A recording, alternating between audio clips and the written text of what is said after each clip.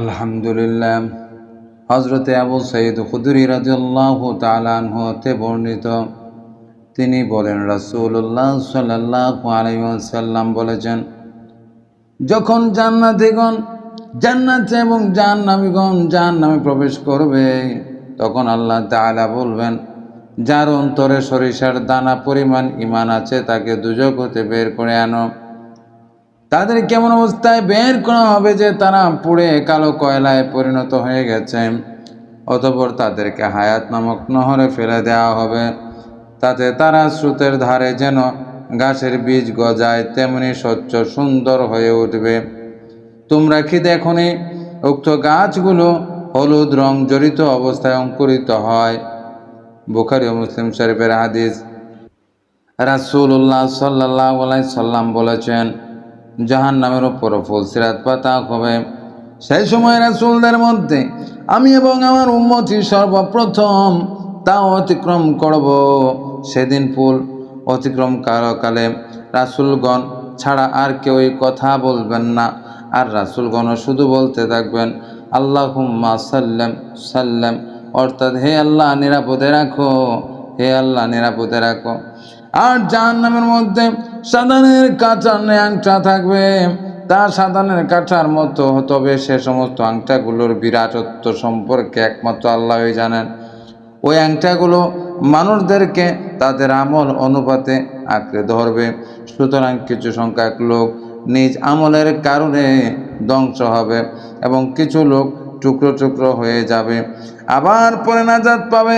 অবশেষে যখন আল্লাহ তাআলা বান্দাদের বিচার ফায়সালা শেষ করবেন এবং নিজের দয়া ও অনুগ্রহে কিছু সংখ্যক ওই সকল দুজকবাসীকে নাজাত দেওয়ার ইচ্ছা করবেন, যারা এই সাক্ষ্য দিয়েছে যে এক আল্লাহ ছাড়া কোনো মাবুদ নেই, তখন ফেরেশতাদেরকে নির্দেশ করবেন যে যারা একমাত্র আল্লাহ তাআলার ইবাদত করেছে তাদেরকে জাহান্নাম থেকে বের করে আনো। তখন তারা ওই সমস্ত লোক যাদের কপালে সেজদার চিহ্ন দেখে শনাক্ত করবেন এবং দুজক হতে বের করে আনবেন। আর আল্লাহ তাআলা সেজদার চিহ্নসমূহ পুড়িয়ে দগ্ধ করা আগুনের জন্য হারাম করে দিয়েছেন।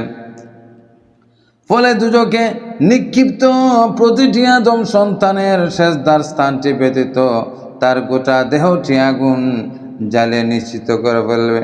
সুবহানাল্লাহ। সুতরাং তাদেরকে এমন অগ্নিদগ্ধ অবস্থায় দুজক হতে বের করা হবে যে তারা একেবারে কালো কয়লা হয়ে গেছে। তখন তাদের উপর সঞ্জীবনী পানি ঢেলে দেওয়া হবে। এর ফলে তারা এমনভাবে তরতাজা ও সজীব হয়ে উঠবে যেমন কোনো বীজ প্রবহমান পানির ধারে অঙ্কুরিত হয়ে ওঠে। সে সময় দুজকবাসীদের মধ্য হতে সর্বশেষে জান্নাতে প্রবেশকারী এক ব্যক্তি জান্নাত ও জাহান্নামের মধ্যবর্তী স্থান থেকে যাবে, যার মুখ হবে দুজকের দিকে। সে বলবে, হে আমার রব, দুজকের দিক হতে আমার মুখ কানা ফিরিয়ে দিন, কেননা দুজকের উত্তপ্ত হাওয়া আমাকে অত্যাধিক কষ্ট দিচ্ছে এবং অগ্নিশিখা আমাকে দগ্ধ করে ফেলছে। তখন আল্লাহ তাআলা বলবেন, তবে কি যা তুমি চাচ্ছ যদি তোমাকে আমি দান করি তাহলে আর অন্য কিছু তো চাইতে পারো। তখন সে বলবে, না, তোমার ইজ্জতের কসম করে বলছে আমি আর কিছু চাইব না। তখন সে আল্লাহ তাআলা তাকে আল্লাহর ইচ্ছা অনুসারে ওয়াদা প্রতিশ্রুতি প্রদান করবে। তখন আল্লাহ তাআলা তার মুখকে দুজকের দিক হতে ফিরিয়ে দেবেন। যখন সে জান্নাতের দিকে মুখ করবে আর তার চাকচিক্য শ্যামল দৃশ্য দেখতে পাবে, তখন আল্লাহ তাআলা যতক্ষণ নিশ্চুপ রাখতে চাইবেন ততক্ষণ সে চুপ করে থাকবে। অতঃপর বলবে, হে আমার রব, আমাকে জান্নাতের দরজা পর্যন্ত এগিয়ে দিন। একথা শুনে মহামহিমা বরকতময় আল্লাহ তাআলা বলবেন, তুমি কি ওয়াদা ও প্রতিশ্রুতি দাওনি যে তুমি একবার যা চেয়েছ তা ছাড়া কখনো আর কিছু চাইবে না? তখন সে বলবে, হে আমার রব, তুমি আমাকে তোমার সৃষ্টি কোলের মধ্যে সর্বাপেক্ষা হতভাগা বানিও না। তখন আল্লাহ তাআলা বলবেন, আচ্ছা, তোমাকে যদি এই সমস্ত কিছু দেওয়া হয় তাহলে পুনরায় আর কিছু চাইবে না তো? সে বলবে, না, তোমার ইজ্জতের কসম, এটা ছাড়া আমি আর কিছু চাইব না।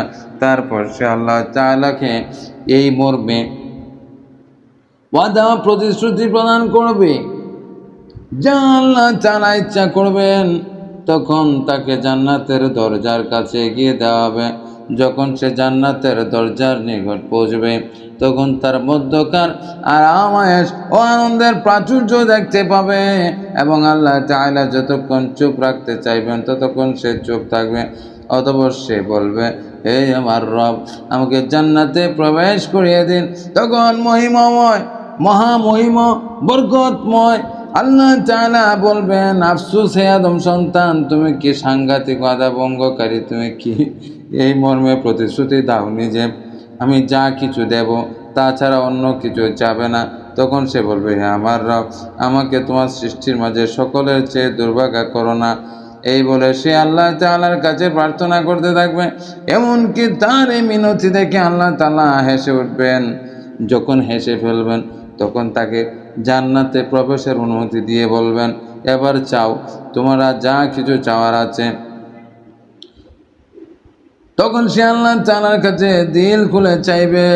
এমনকি যখন তার আকাঙ্ক্ষা শেষ হয়ে যাবে তখন আল্লাহ তাআলা তাকে স্মরণ করে দিয়ে বলবেন, এটা চাও, ওটা চাও। এমনকি সেই আকাঙ্ক্ষাও যখন শেষ হয়ে যাবে তখন আল্লাহ তাআলা বলবেন, এ সমস্ত কিছুই তোমাকে দেওয়া হলো এবং তার সাথে আরও অনুরূপ পরিমাণ দেওয়া হলো। আর হযরতে আবু সাঈদ খুদরি রাদিয়াল্লাহু তাআলা এর রিওয়ায়াতে আছে, আল্লাহ তাআলা বলবেন, যাও, তোমাকে এই সমস্ত কিছু তো দিলামই এবং তার 10 গুণ পরিমাণও তত সঙ্গে দিলাম। সুবহানাল্লাহ। আল্লাহ কত বড় দয়ালু, আল্লাহ বান্দাদেরকে কত ভালোবাসেন। বুখারী মুসলিম শরীফের হাদিস। আল্লাহ আমাদেরকে ক্ষমা করে দিন।